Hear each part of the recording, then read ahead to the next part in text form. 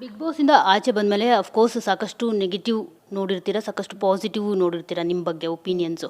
So ಇದ್ರ ಬಗ್ಗೆ ಎಲ್ಲ ನೋಡಿದಾಗ ನಿಮ್ಗೇನಾದರೂ ನಾನು ರಾಂಗ್ ಡಿಸಿಷನ್ ತೊಗೊಂಡೆ ಬಿಗ್ ಬಾಸ್ ಮನೆಗೆ ಹೋಗಿ ಅಂತ ಅನ್ನಿಸ್ತಾ? To be honest with you, ನಾನು ಯಾವುದೇ ರೀತಿಯಾದ ಇನ್ನು ಒಳಗಿಳಿದು ನೆಗೆಟಿವ್ ಏನಾಗಿದೆ, ಟ್ರೋಲ್ಗಳೇನಾಗಿದೆ, ಕಮೆಂಟ್ಸ್ ಏನು ಅಂತ ನಾನು ನೋಡಿಲ್ಲ. ನನಗೆ ನನ್ನ ಫ್ಯಾಮಿಲಿ ಫ್ರೆಂಡ್ಸ್ ಹೇಳಿರೋದಷ್ಟೇ ನನಗೆ ಗೊತ್ತಿರೋದು. ಬಿ ಇಟ್ ಏನೋ ಒಂದು ಲೇಬಲ್ಗಳು ಮಾಡಿದಾರಲ್ಲ, ಒಂದು ಹೆಸರುಗಳನ್ನ ಕರಿತಾ ಇದ್ದಾರಲ್ಲ ಅದಿರ್ಬೋದು, ಅಥವಾ ನಾನು ಯಾರ ಜೊತೆ ಫ್ರೆಂಡ್ಶಿಪ್ ಮಾಡೋದನ್ನು ಅದನ್ನು ಕೆಡ್ದಾಗ ಪೋರ್ಟ್ರೇ ಮಾಡಿರೋದಾಗಿರ್ಬೋದು, ಇಷ್ಟೇ ನನಗೆ ಗೊತ್ತಿರೋದು. ಡಿಸಿಷನ್ ರಾಂಗ್ ಆಗಿತ್ತಾ? No, I don't think so. ಅಂದರೆ ಸ್ಟಾರ್ಟಿಂಗಲ್ಲಿ ನನಗೆ ಭಯ ಇತ್ತು, ಬಿಕಾಸ್ ಅಫ್ಕೋರ್ಸ್ ನಾನು ಎರಡಕ್ಕೂ ಪ್ರಿಪೇರ್ ಆಗಿದೆ. ಪಾಸಿಟಿವ್ ಆಗುತ್ತೆ, ನೆಗೆಟಿವ್ ಆಗುತ್ತೆ, ಎರಡನ್ನೂ ಸಮಾನವಾಗಿ ತೊಗೋಬೇಕು ಅನ್ನೋದನ್ನು ನಾನು ಪ್ರಿಪೇರ್ ಆಗೇ ಹೋಗಿದ್ದು. ಬಟ್ ನನಗೆ ಯಾವತ್ತೂ ಒಳಗಡೆ ಆಡ್ಬೇಕಾದ್ರೆ ಅನಿಸಿರಲಿಲ್ಲ, ಓ ನಾನು ನೆಗೆಟಿವ್ ಆಗಿ ಪೋಟ್ರೆ ಆಗ್ತಾ ಇದ್ದೀನಿ, ಜನಕ್ಕೆ ನಾನು ಇಷ್ಟ ಆಗ್ತಿಲ್ಲ, ಏನೇನೋ ಕರಿತಾ ಇದ್ದಾರೆ ಅಂತ ನನಗೆ ಐಡಿಯಾನೇ ಇಲ್ಲ. ಆಚೆ ಬಂದಾಗ ಅಫ್ಕೋರ್ಸ್ ಶಾಕ್ ಆಯಿತು, ಬಟ್ ಬೇಜಾರಂತೂ ಆಗಲಿಲ್ಲ.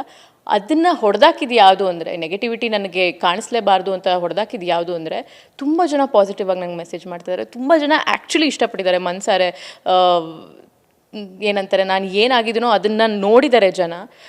ಸೊ ಅದು ಒಂದೇ ನನಗೆ ಮ್ಯಾಟ್ರ್ ಆಗ್ತಿರೋದು right now. To be very honest, ನನಗೆ ಯಾವ ನೆಗೆಟಿವಿಟಿನೂ ತಟ್ತಾಯಿಲ್ಲ, ಯಾವುದು ಬೇಜಾರು ಕೂಡ ಆಗ್ತಾಯಿಲ್ಲ. ಬಿಕಾಸ್ ಒಳಗಡೆ ಹೋಗಿ ಅದನ್ನೆಲ್ಲ ಫೇಸ್ ಮಾಡಿ ಬಂದಮೇಲೆ ಇನ್ನು ಏನು ಬೇಕಾದ್ರೂ ಫೇಸ್ ಮಾಡ್ಬೋದು ಲೈಫಲ್ಲಿ. ಯಾಕೆ ನಿಮಗೆ ನೀವು ಹೊರಗಡೆ ಏನಾಗ್ತಿದೆ ಅಂತ ಥಿಂಕ್ ಮಾಡಲಿಲ್ಲ ಅಂತ? ಅಫ್ಕೋರ್ಸ್ ಆ ಮನೇಲಿ ಹೆಂಗೆ ಅಂದರೆ, ಒಂದು 4 ಗೋಡೆ ಮಧ್ಯೆ ನಿಮ್ಮನ್ನು 100 ದಿನಗಳು ಇಟ್ಟಿದ್ದಾರೆ ಅಂದರೆ ಅಲ್ಲಿ ನಡೆಯೋದೇ ನಿಮ್ಮ ಜೀವನ. ಅಲ್ಲಿ ಯಾರು ಕೂಗಾಡ್ತಾರೋ ಅದೇ ದೊಡ್ಡ ವಿಷಯ ಆಗುತ್ತೆ.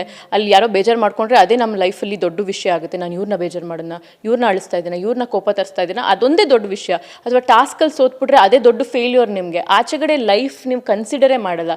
ಆಚೆಗಡೆ ಇರೋ ರೆಸ್ಪಾನ್ಸಿಬಿಲಿಟೀಸ್ ಇರಲ್ಲ, ಇಲ್ಲೇ ಹೊಸ ರೆಸ್ಪಾನ್ಸಿಬಿಲಿಟೀಸ್ ಇರುತ್ತೆ. ಅಷ್ಟು ಜನನ ಇಂಪ್ರೆಸ್ ಮಾಡಬೇಕಾಗುತ್ತೆ, ಪ್ರೂವ್ ಮಾಡಬೇಕಾಗುತ್ತೆ. ಸೊ ಹೊರಗಡೆ ಜೀವನದ ಬಗ್ಗೆ ನಾವೆಲ್ಲಿ ಯೋಚನೆ ಮಾಡ್ತೀವಿ? ಆ್ಯಂಡ್ ಅಂಥ ತಪ್ಪುಗಳು ನಾವು ಮಾಡ್ತಾನೆ ಇಲ್ಲ ಒಳಗಡೆ.